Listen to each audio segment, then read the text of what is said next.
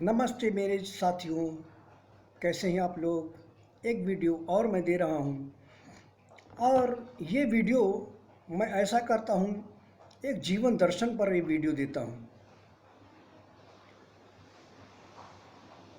अध्यात्म पर बहुत सारी वीडियो दिए हैं, उनमें जीवन दर्शन से भी संबंधित बातें थीं, लेकिन सोच रहा हूं एक जीवन दर्शन पर एक वीडियो दूं आप लोगों को।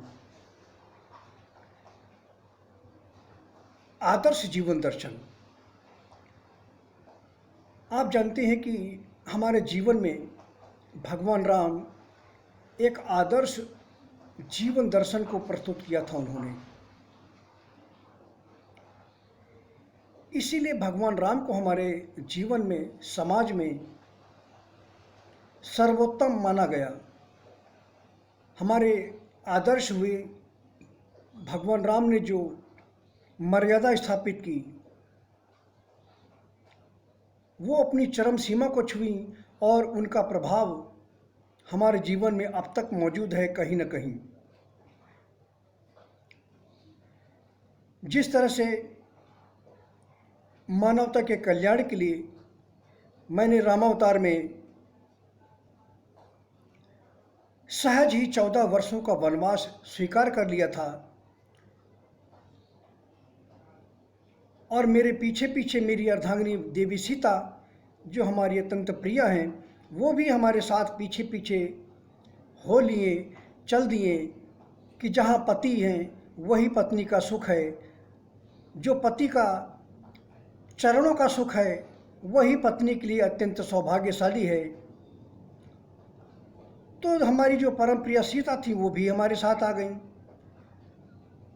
अब लक्ष्मण जी जिद करने लगे कि भैया मैं आपके बिना रह नहीं सकता, मुझे अपने साथ लेकर के चलिए। जबकि देवी कैकेयी के द्वारा बाध्यता बस इतनी थी कि राम को वनवास 14 वर्षों का हो और भरत को सिंहासन प्राप्त हो। यह हमारी ही योग माया थी, हमारी ही लीला थी, हमारी ही परम लीलाएं थी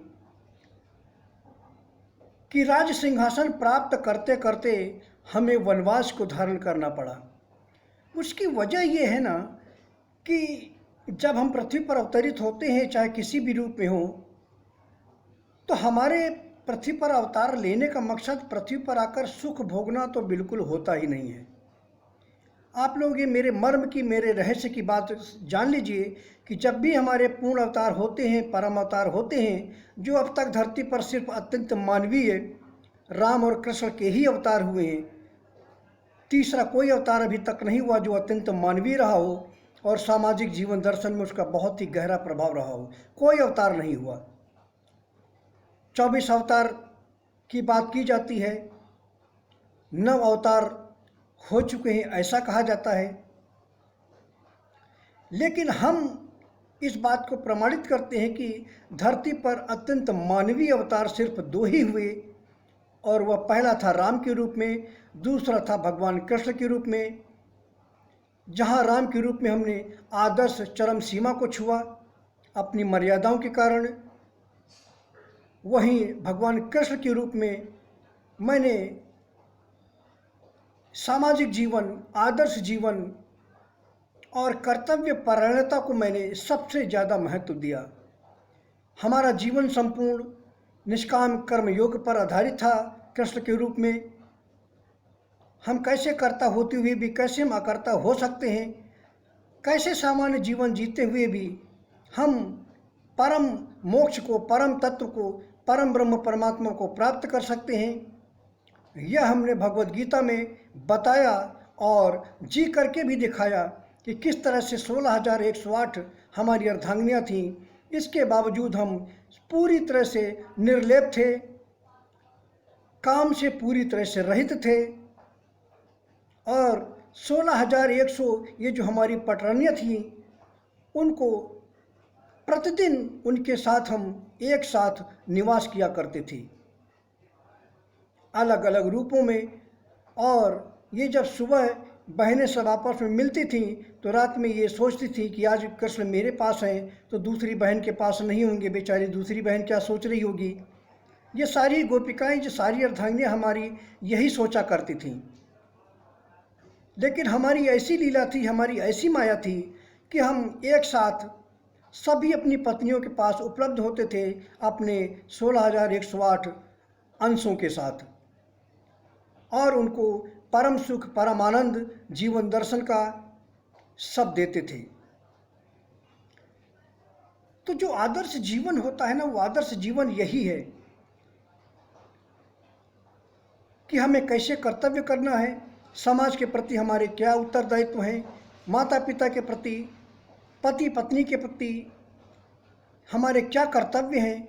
हम उन कर्तव्यों को करते हुए निष्काम भाव से, तटस्थ होकर, पाप और पुण्य से रहित होकर हम परम पद को, परम मोक्ष को प्राप्त करें।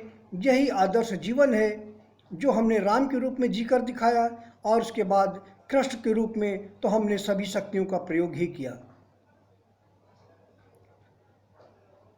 तो ये हमारी परम लीलाएं हैं। और तो रामावतार में जब हमने वनवास को स्वीकार किया तो ये हमारी परम लीला थी। हमारी ही लीला से देवी सरस्वती ने देवी कैकेयी का मति भ्रम कर दिया, और मंथरा की प्रेरणा से देवी कैकेयी ने, जो दशरथ को बहुत प्यार करती थी, राम को भी बहुत प्यार करती थी, उनके मन को भ्रमित कर दिया गया हमारी ही प्रेरणा से, जिसके कारण हमें वनवास हो गया 14 वर्षों के लिए।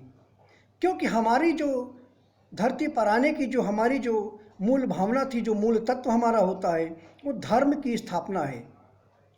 धर्म की स्थापना ही हमारा मूल तत्व होता है। अधर्मियों, पापियों, दुराचारियों के संहार का कारण ही हम पृथ्वी पर अवतरित होते हैं।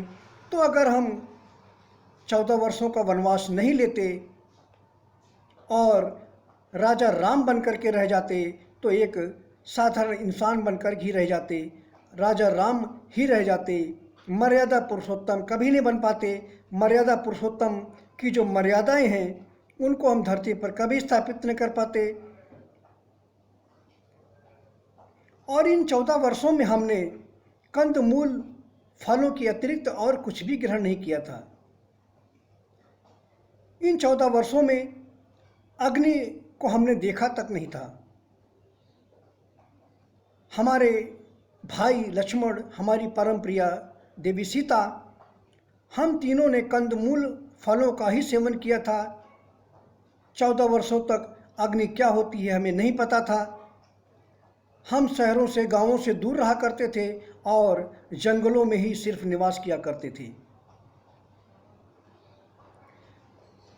हमें वापस लाने के लिए भरत ने, जब दशरथ का स्वर्गवास हो गया तो भरत ने, देवी कौशल्या ने, गुरुदेव वशिष्ठ ने हमें वापस लाने की बहुत कोशिश की थी। जंगल में भी हमारे पास गए थे, लेकिन हम वापस कैसे आ सकते थे, क्योंकि हमें तो धर्म की स्थापना करनी थी, मर्यादाओं की स्थापना करनी थी।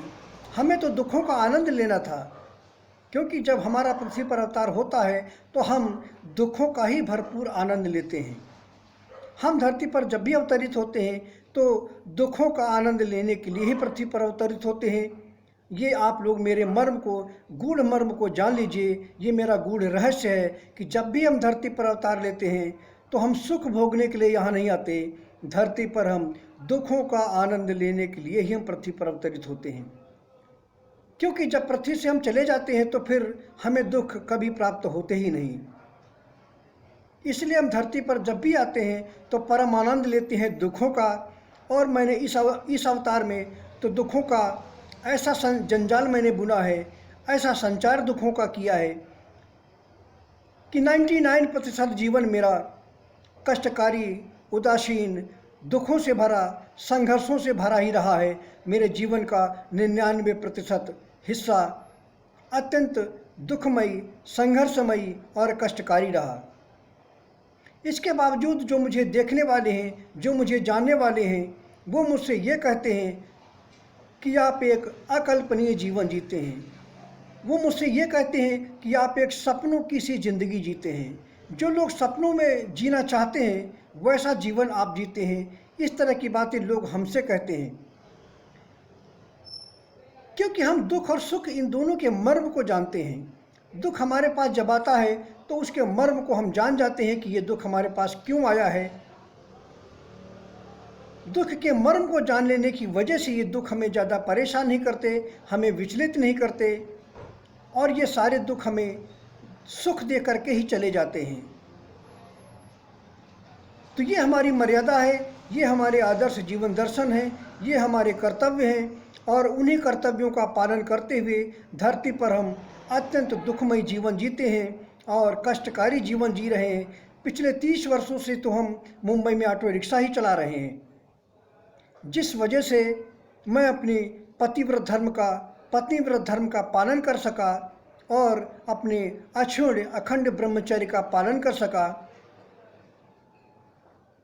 मैं हमेशा लड़कियों से, महिलाओं से दूर रह सका। तो इसकी वजह यही है कि मुझे कोई जान ही नहीं पाया, मुझे कोई पहचान ही नहीं पाता कि ये परम परमात्मा हो सकते हैं, ये परम परमात्मा है, क्योंकि मेरी ऐसी लीला ही है, ऐसी मेरी माया ही है। मैं इतना साधारण जीवन जीता हूँ कि लोग मुझे समझ ही नहीं पाते कि आखिर है क्या।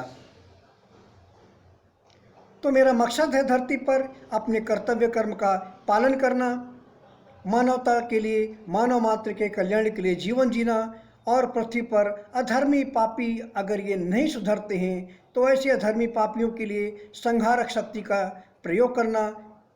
और ये मेरी संहारक शक्ति इस समय कोरोना के रूप में पृथ्वी पर मौजूद है और लाखों लोगों का इसने संहार कर दिया है और पृथ्वी पर इस समय त्राहिमाम मचा रखा है। और ये मेरी संहारक शक्ति जो कोरोना है, ये अधर्मी पापी दुष्टों का ही संहार कर रही है।